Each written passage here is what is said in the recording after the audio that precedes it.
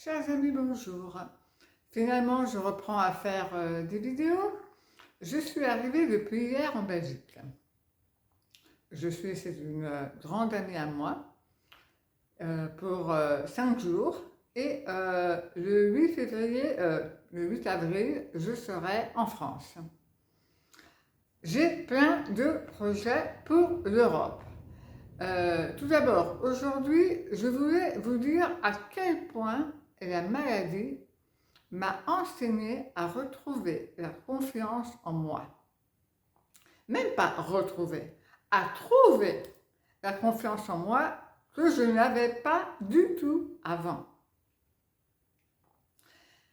Il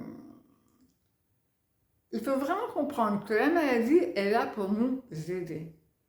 Elle est là pour nous faire comprendre des erreurs que nous faisons en nous jugeant nous-mêmes, en croyant que nous ne sommes pas capables, en ne nous aimant pas, en nous critiquant sans arrêt.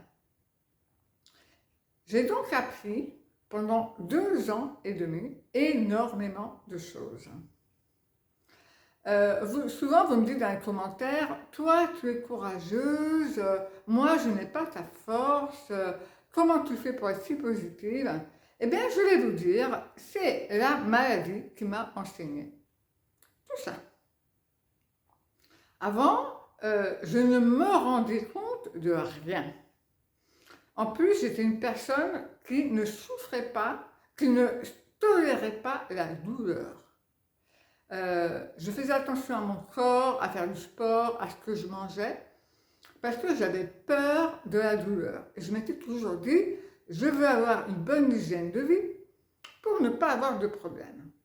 Et paf, ça m'est tombé dessus quand même. La vie m'a enseigné à supporter la douleur. Mais j'ai compris pourquoi j'avais tellement de douleur. Quand le problème a commencé il y a 2 ans et demi, dès la première semaine, j'ai eu l'intuition et j'ai compris le pourquoi. J'ai tout de suite dit, je dois faire ça. Mais mes conditionnements, mon manque de confiance en moi, le fait que je ne m'aimais pas suffisamment, ont fait que pendant 2 ans et demi, j'ai résisté à ne pas vouloir écouter le message de la maladie. Et donc, je trouvais toujours des excuses pour ne pas faire. Ce que j'avais compris que je devais faire, non seulement il y a 2 ans et demi, mais il y a 10 ans. Quand on doit faire quelque chose, qu'on sait qu'on n'est pas bien, notre corps va recevoir des émotions négatives continuellement, des pensées négatives, qui vont créer la maladie. Et la maladie, elle est là pour te dire, arrête de t'empoisonner la vie. Fais finalement ce que tu sens que tu dois faire. Mais comme certains d'entre vous, je me suis dit, je n'ai pas la force pour le faire, je n'ai pas le courage pour le faire. Et qu'est-ce qui m'a poussé à changer? La douleur. Et plus j'avais la douleur, et plus c'était parce que je résistais à ce que je devais faire pour être bien, mais que je ne voulais pas faire parce que j'étais convaincue que je ne pouvais pas le faire.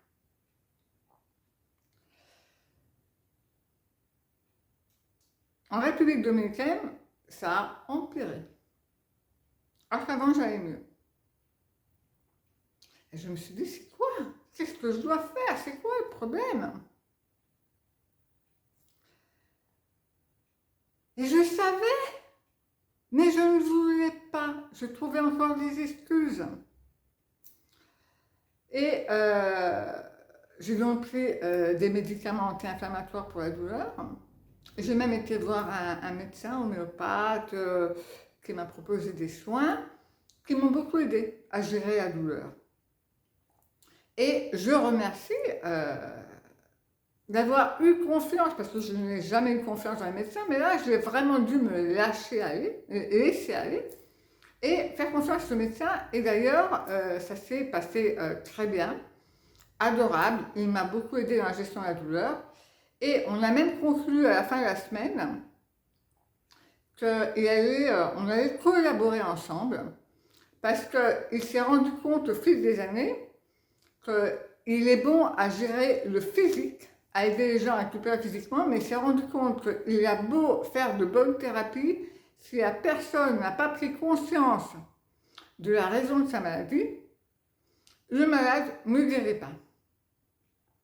Donc moi, on va collaborer ensemble. Je vais faire des soins énergétiques à ces patients. Donc il m'enverra les clients qui n'arrivent pas à soigner.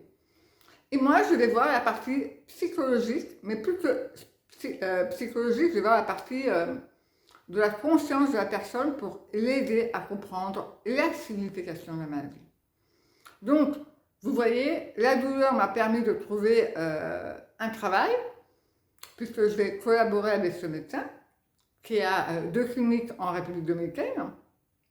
Et je vais pouvoir travailler à distance tout en étant en Europe avec des gens américains et espagnols. Donc comme quoi, tout ce qui se passe dans notre vie, c'est parce que ça devait se passer. Alors maintenant que je suis en Belgique, ma conscience est ouverte. Et j'ai compris. Et j'ai accepté, finalement, le pourquoi.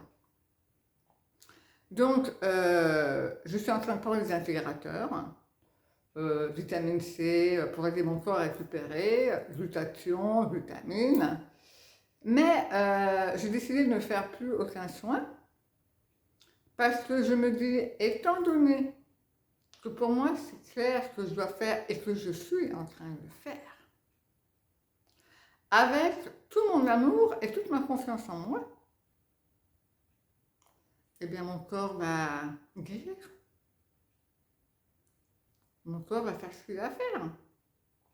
Parce que la maladie, elle est là pour nous aider à comprendre, et prendre conscience et faire les bons choix, et changer intérieurement, et prendre les bonnes décisions pour évoluer et grandir. Mais quand on fait ces changements, et qu'on prend ces décisions, et qu'on agit dans le sens qu'on veut, qui nous fait du bien, la maladie a plus de raison d'être là. Et donc on guérit. Alors j'invite tous les gens qui me disent moi Mélissa, j'ai pas le courage, j'ai pas le courage. Ben, il le faut. Il faut le faire parce que tant qu'on ne le fait pas, on empire la situation. Et croyez-moi, 2 ans et demi, alors moi j'ai voulu travailler sur moi, j'ai voulu comprendre, et ça m'a permis de comprendre énormément de choses. Les blessures d'enfance, à quel point c'est moi le problème de tout, c'est moi qui causais ces résistances. J'ai créé la maladie, mais j'ai créé aussi les douleurs par le fait de ne pas vouloir admettre ce que je devais faire, par peur de ne pas faire ce que je devais faire. Donc je vous encourage à comprendre la signification de votre maladie, si vous voulez vous soigner. Je vous encourage à vous faire aider par des médecins en cas de... des médecins qui vont pouvoir vous aider aussi à affronter la maladie, parce que croyez-moi, affronter tout ça la maladie, c'est pas facile. Donc je pense qu'il faut vraiment se faire aider. Et là, j'ai trouvé quand même des médecins sympas, bien préparés, mais de très bons médecins qui ont constaté qu'il y a à gérer la partie de la signification de la maladie.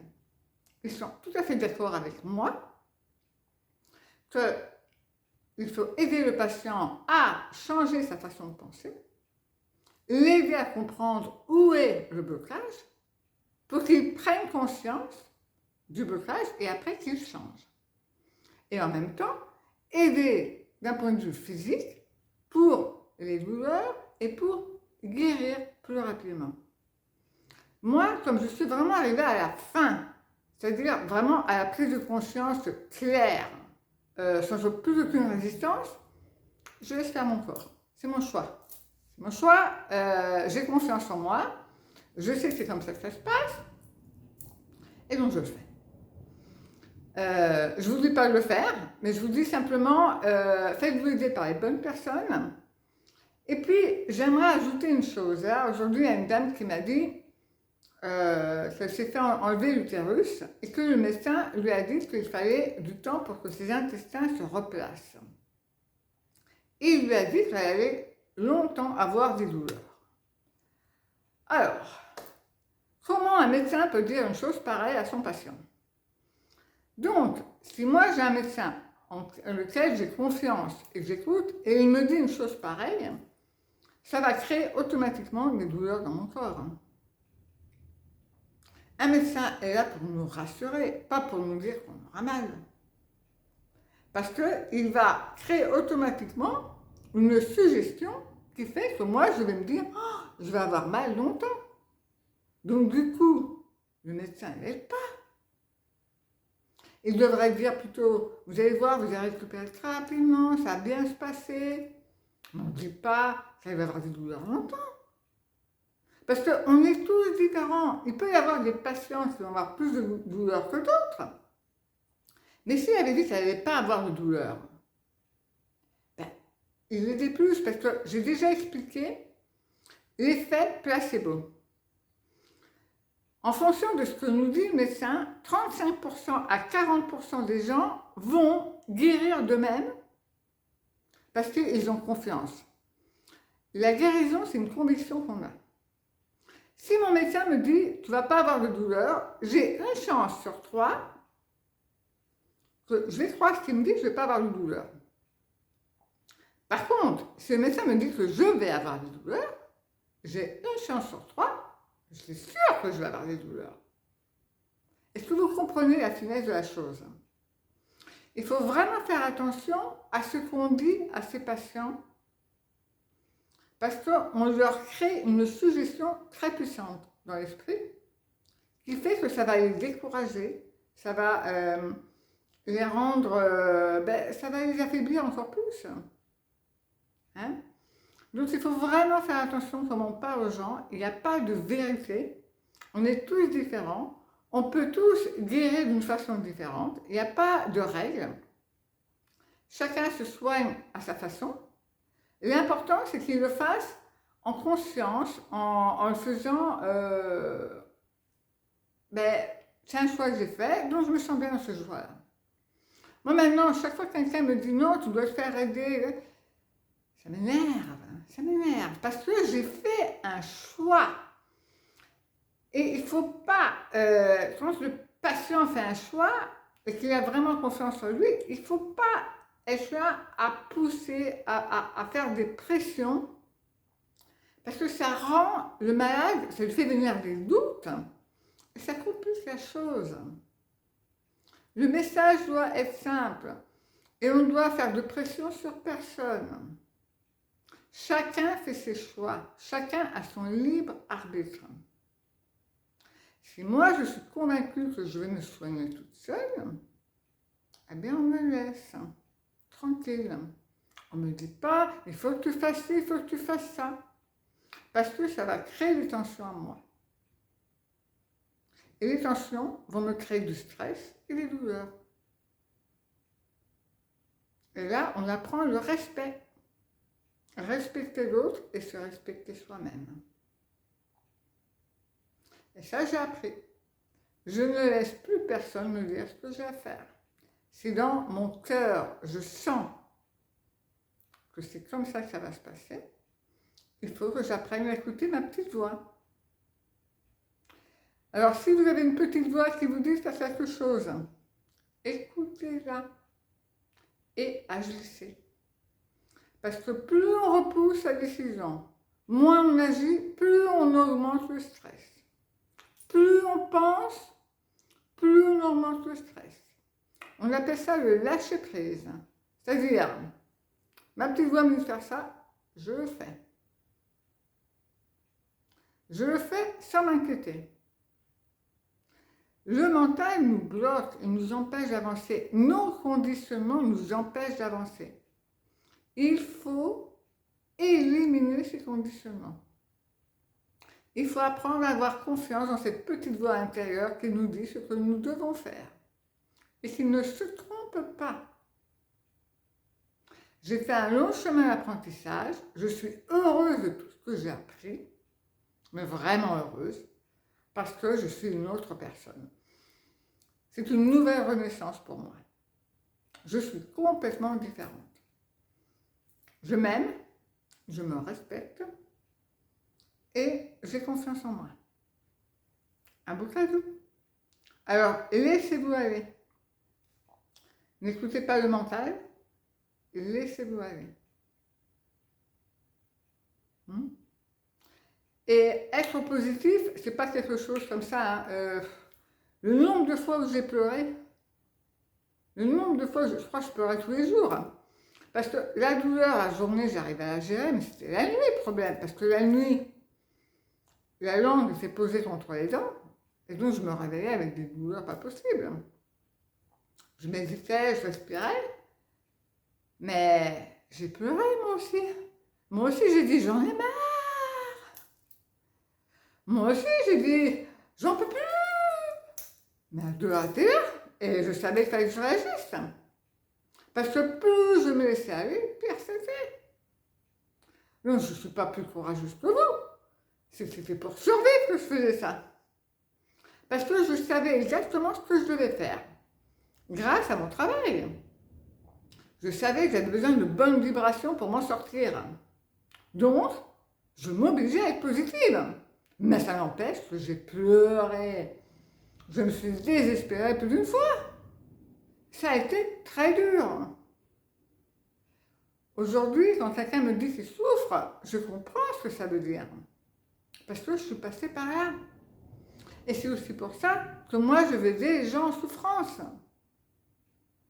Je veux améliorer le système entre médecins et patients. Il faut aider les patients qui ont des douleurs. On ne peut plus les laisser seuls avec leurs douleurs. Il faut les aider, les encourager. Ça, c'est quelque chose que j'ai très fort en moi. J'ai souffert et j'aimerais aider ceux qui souffrent. Moi, tout seul, je ne peux pas. Par contre, si on s'unit et on travaille tous ensemble et on échange bien les informations entre nous, on peut aider plein de monde. Et c'est ça mon projet pour l'Europe. Je vous en parlerai dans une autre vidéo. Je vous fais un gros câlin. Je vous dis que je vous aime. Et je vous dis à la prochaine. À bientôt.